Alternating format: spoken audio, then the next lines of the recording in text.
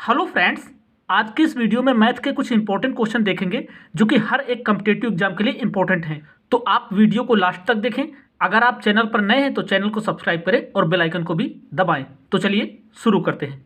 ए, B और सी क्रमशः 12, 16 और 24 दिनों में अकेले काम कर सकते हैं। अगर वे साथ मिलकर काम करते हैं तो काम कितने दिनों में पूरा कर सकते हैं। तो देखिए फ्रेंड्स, ए करता है 12 दिन, तो बी 16, सी 24। फ्रेंड्स करते क्या है, इन तीनों का एलसीएम ले लेते हैं। देखिए 12, 16, 24 का एलसीएम होगा 48 और इसको मान लेते हैं टोटल वर्क। ओके, कि हमारे पास टोटल वर्क है 48। अब देखिए इन तीनों से इसमें भाग कराते हैं। देखिए 12 चौको 48, 16 तेरह 48 और 24 दूनी 48। ये इनकी एफिशिएंसी आती है, मतलब इनकी क्षमता। अब देखिए तीनों मिलकर कितना कर रहे हैं, 4 3 7 2 9, टोटल 9 कर रहे हैं ना। इनकी क्षमता कितनी है, 9, और टोटल वर्क है हमारे पास 48। तो 48 काम ये देख लेंगे 9 के हिसाब से कितने दिन लगेंगे, बटे 9 कर देंगे। सिंपली टोटल वर्क में इनकी एफिशिएंसी से भाग कर देंगे तीनों की, तो तीनों का निकल आएगा। इसको काट देते हैं, 3 3 का 9, इसको 3 से काट देते हैं, 3 1 कम 3, 3 18। तो ऊपर बचा 16 और नीचे बचा है 3, और यही हमारा करेक्ट आंसर होगा 16/3। तो ए हमारा करेक्ट आंसर हो गया। क्लियर, सभी को समझ में आया। अगला प्रश्न देखते हैं। 9 और 45 का तीसरा अनुपातिक क्या है। तो देखिए फ्रेंड्स, जब आपसे तीसरा अनुपातिक पूछे तो आप फार्मूला याद रखना, b²/a। ओके, ये तीसरा अनुपातिक निकालने का फार्मूला होता है। ए है ये आपका, और बी है ये। तो देखिए यहाँ रख देते हैं बी मतलब 45, स्क्वायर है तो मतलब 45 × 45, और बटे ए मतलब 9। इसको काट देते हैं, 9 पना 45 और इस 5 से गुणा 45 में कर देते हैं, तो आंसर आएगा 225, और 225 हमारा करेक्ट आंसर है। क्लियर, अगला प्रश्न देखते हैं। यदि a + b = 8 और ab = 15 है तो a³ + b³ का मान क्या है। तो देखिए फ्रेंड्स, आप दो संख्या ऐसी मान लीजिए जिनको अगर जोड़े तो 8 आ जाए, अगर गुणा करे तो 15 आ जाए। तो यहाँ से आसानी से निकाल सकते हैं। देखिए 15 को लिख सकते हैं 5 × 3 = 15। ओके, अब देखिए 5 और 3 8 हो जाएगा, यहाँ 5 और 3 रखेंगे तो कितना आ जाएगा 8। तो संख्या पता चल गई। अब देखिए इसका मान पूछा है a³ + b³, तो यहाँ रख देते हैं a³ मतलब 5 का क्यूब प्लस b³ मतलब 3 का क्यूब। ये होगा 125 और ये होगा 27। दोनों को ऐड कर देते हैं, 2 4 4 5 और ये 1, तो आंसर आएगा 152, और 152 हमारा करेक्ट आंसर हो। एक वर्ग का विकर्ण 10 सेंटीमीटर है, इसके भुजा की लंबाई सेंटीमीटर में क्या है। तो देखिए फ्रेंड्स, वर्ग का विकर्ण होता है a√2। a√2 ये वर्ग का विकर्ण होता है। ए क्या है, वर्ग की भुजा, और ये हमारे पास दिया है 10, तो ऐसे 10 लिख देंगे। अब देखिए ए यहाँ से निकाल लेंगे, ये 10 है और ये √2 इसके नीचे आ जाएगा। अब इसको थोड़ा सॉल्व कर देते हैं। देखिए जब नीचे रूट हो तो आपको क्या करना है, रूट से ऊपर भी गुणा करना है, रूट से नीचे भी गुणा करना है। तो ऊपर हो जाएगा 10√2 और नीचे है √2 × √2 2 आ जाएगा, 2 से काट देंगे, 2 पंची 10, तो आंसर आएगा 5√2, और 5√2 हमारा करेक्ट आंसर। अगर एक साड़ी 2880 रुपये में बेची जाती है तो विक्रेता को 10% का नुकसान होता है, उसे 20% का लाभ पाने के लिए किस कीमत पर बेचना होगा। तो देखिए फ्रेंड्स, आपको केवल परसेंटेज देखना है। देखिए 10% नुकसान मतलब 90%, उसको 20% का लाभ लेना है ना। 20% मतलब 120%। कोई चीज़ 100% की होती है तो 120%।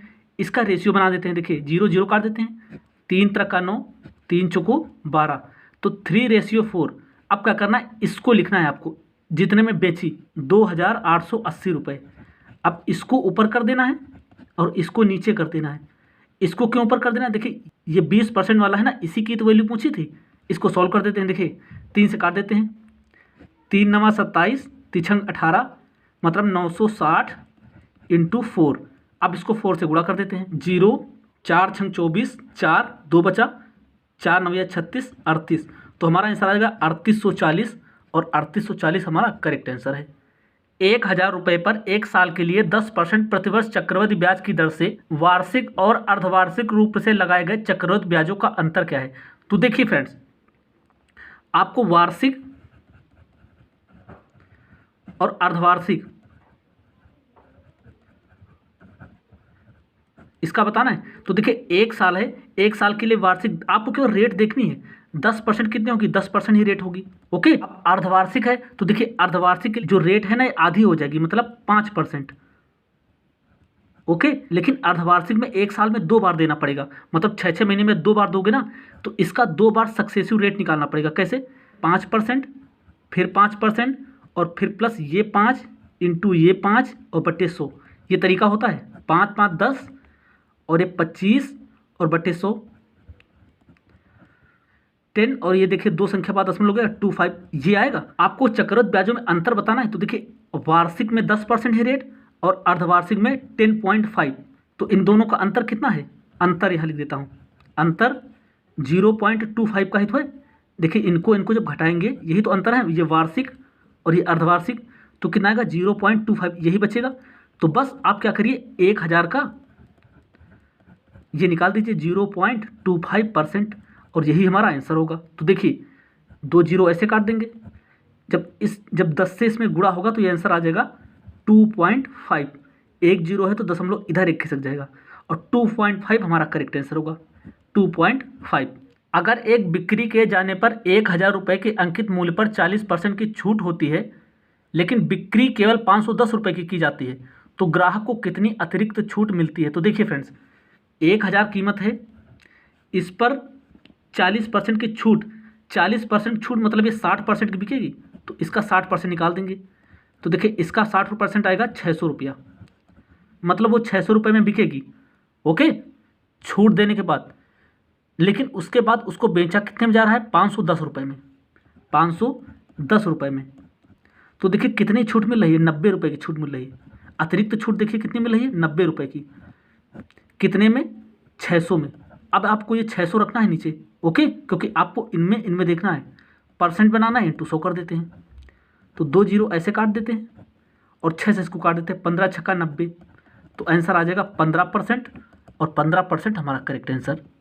त्रिभुज ए बी सी बी पर समकोण है, पी डी इसकी ऊंचाई है, ए डी बराबर 4 सेंटीमीटर, डी सी बराबर 9 सेंटीमीटर, तो बी डी का मान क्या है। तो देखिए फ्रेंड्स पहले एक समकोण त्रिभुज बनाते हैं ऐसे, ओके, इसका नाम देते हैं ए बी और सी, ये बी पर समकोण है, मतलब यहाँ पर 90 डिग्री कोण बनेगा।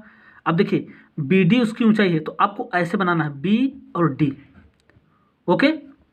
ए डी दिया है 4, ये 4 दी है, और डी सी है 9, और ये डी सी है 9, तो बी डी पूछी है।